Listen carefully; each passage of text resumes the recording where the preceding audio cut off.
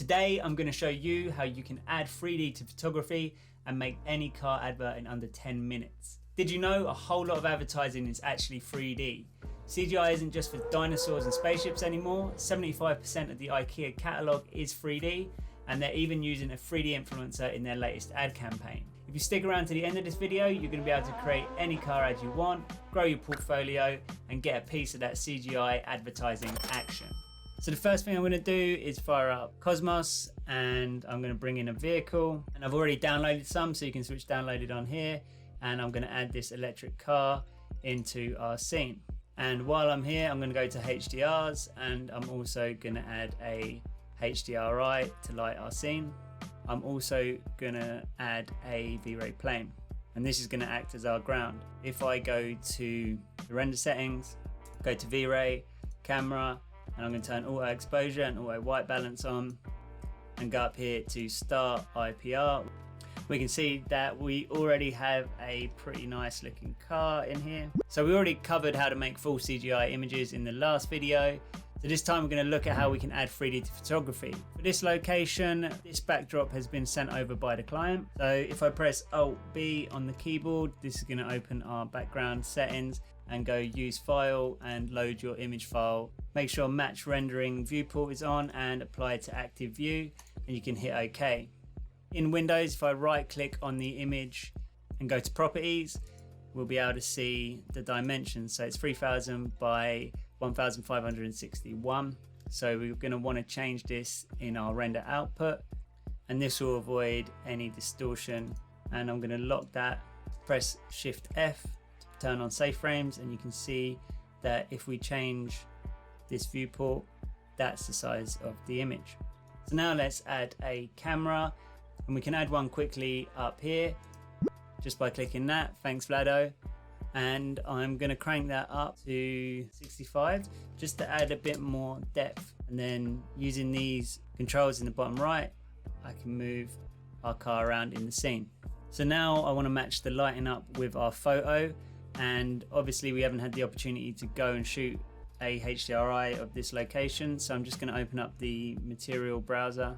If you select your light, you can move the texture, drag and drop it over into the material editor, and then in here I'm going to replace the HDRI with our backplate image. I'm just going to flip that horizontally as well. Go to options and make the backplate invisible, and let's run an interactive render. We can see the lighting's much more in line with our image. We can also add a background image.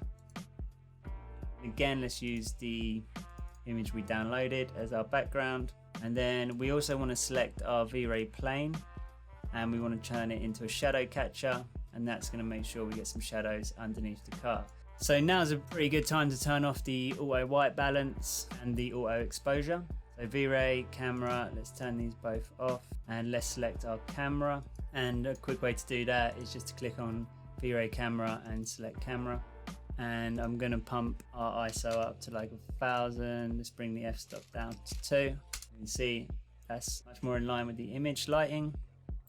So now I want to add some headlights to it, turn on some lights. I'm going to turn show hole mesh on, and then I've tried importing as mesh and it comes through very faceted. So I found if you add an edit poly and collapse all, and then put turbo smooth on top, that's the best way I found. If anyone knows a better way, I would be happy to hear it. Now, when we go on this edit poly, we can see down here in polygon material IDs, ID 1 is the paint. So each of these IDs is referencing a material in the material library. So if I press M and eyedropper the car, it's going to show us a multi sub material, and this is showing us all the different materials on the car. So I'm just going to press P and Z to zoom in, and we can hide this headlight. And then I'm going to select these bulbs. Now I don't know exactly how a Tesla headlight is set up, but I think something like this will be fine. And what I'm going to do is make this material 15, and I'm also going to do the bulbs down here, and I'll also do the other side as well.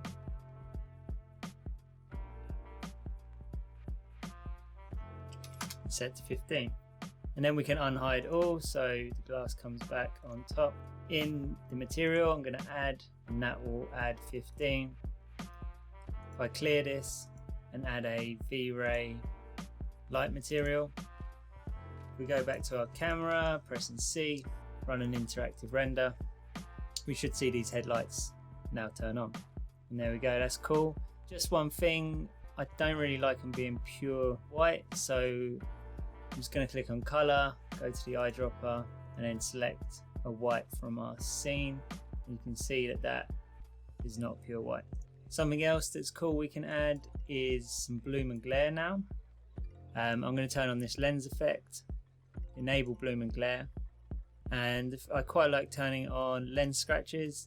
Just adds a little bit of variation. You can see what's happening already here, and if we just crank up the intensity for a minute, we can see what's going on.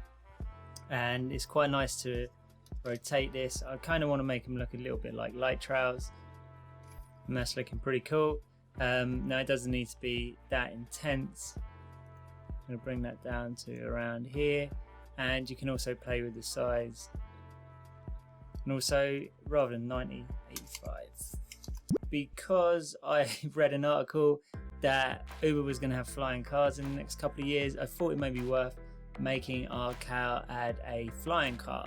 I think we'll probably be making flying car ads in our lifetime, so let's prepare. Now, I'm not going to go too hard on the modeling, but I'm going to select all of the wheels. So I'll go to the top view and just roughly select those elements, and then using Alt deselect what I don't need. Cool. And I'm going to detach those on the wheels, detach just one of the wheels, so this front one. And then with that front wheel selected, I'm just going to change the hierarchy, effect pivot, center to object. And I'm just going to rotate that around, and let's add a light in there. Let's actually change that to a disc to make it double-sided. Alright, so I'm going to pick a color from our scene again, and also crank up the light. Cool. So now let's lift this car off of the ground. Just going to select everything, deselect our light, so we should only have the car, and let's bring it off the ground a little bit. It would be cool if we could add some smoke under the wheel. Go to create helper, and I'm going to go to atmospheric apparatus, and I'm going to build a cylinder gizmo, and again kind of put it roughly around our wheel. Something like that will look cool. And now I'm going to add a fire effect, and if I go back to our camera and render, we'll see what this does. We can see we've got like this fireball effect underneath. We can click on it and go to setup, and it will just open up the environments and effects window.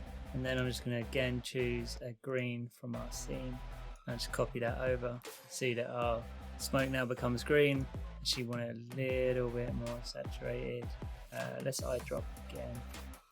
Bring that over, maybe actually make the inner one a bit lighter, and you can change the density in here. I'm just going to change the height a bit so we get a bit more smoke coming through. Yeah, that's cool. Bring down the density. Yeah, that looks pretty sweet. Actually going to copy this color and put it in our light as well, and then I can select the wheel, our cylinder, and our light, and I'm going to group them and then move them into the same position as these wheels, basically replacing them. Let's make it an instance. That's cool. We can get rid of the old road wheels. So if we press 8 on the keyboard and go to the environment and effects, our fire effect, it's only on Gizmo 1, so we pick Gizmo. We should now have all 4 in this drop down, and then when we render they should all have fire effect underneath. The next thing I want to do is add someone in the passenger seat, in the back. And I think this little guy like looking up in awe of all that's going on, and I'm going to position him in the back. And I think it would be cool to have a light coming in here to really highlight his face. So let's create a plane light.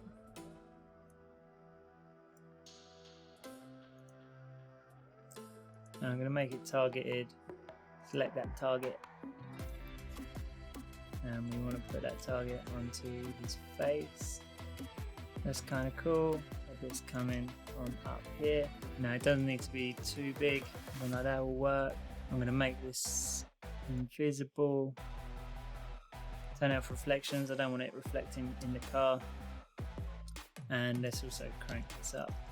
And color, I'm going to pick again from the scene. Yeah, that looks pretty cool. I also want to bring him in.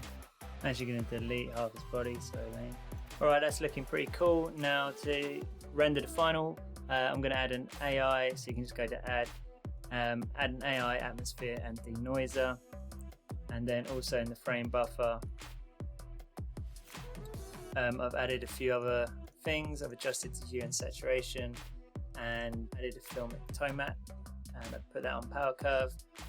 So now you can hit render, and I'll jump back in when that's done. So now's a great time to tell you that you can get 23 Chaos Cloud credits using the link in the description. And the Chaos Cloud was a game changer for me. It allowed me to render from my laptop whilst traveling the world, so I highly recommend checking that out.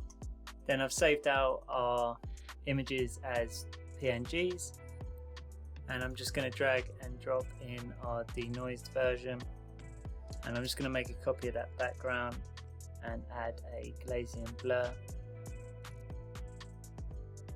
maybe just like 2, and then what I can do is add a mask and just paint out areas that I don't want it, so probably around the car with a black brush. Now I'm going to make another copy of this background, and I'm going to put it to the top of our image, and now I want to blur this image as much as I can. So just crank that all the way up, and this will give me kind of like an average color. And if I then hold Alt and attach it just to our car and put it on color, it's going to kind of colorize our car to match the image, and I just find this helps the car sit better in the scene. So we can bring that down to about 20, and we can throw the AO on it as well. And if you put this on multiply, find this just gives a bit more depth to some of them areas, like in here, a bit more contrast as well. And then my favorite pass of all is this gleb, and I'm going to put that on screen. And you can see what that does. That just adds a really nice glow to these lights. You can actually duplicate it to make that more intense. And then obviously if you wanted to, you could put a mask on and paint out certain areas if they were too bright. And I'd like to add a small amount of fog as well. So if we create a new layer, go to filter, render clouds. Oh, let's make this black and white first. Filter, render clouds, and put those on screen, and only very softly. And I'm actually going to paint out the majority of that. And then finally, let's throw on the atmospherics, and I'll put that on screen just to highlight those a little bit more. And that's the finished scene. So I hope you guys had fun with this tutorial. Remember, you don't need much to create some great images. Just follow the techniques I showed you in this video. If you create something cool, then post it in the comments. And if you like this video, let me know with a like, and I'll see you in a future tutorial. Bye.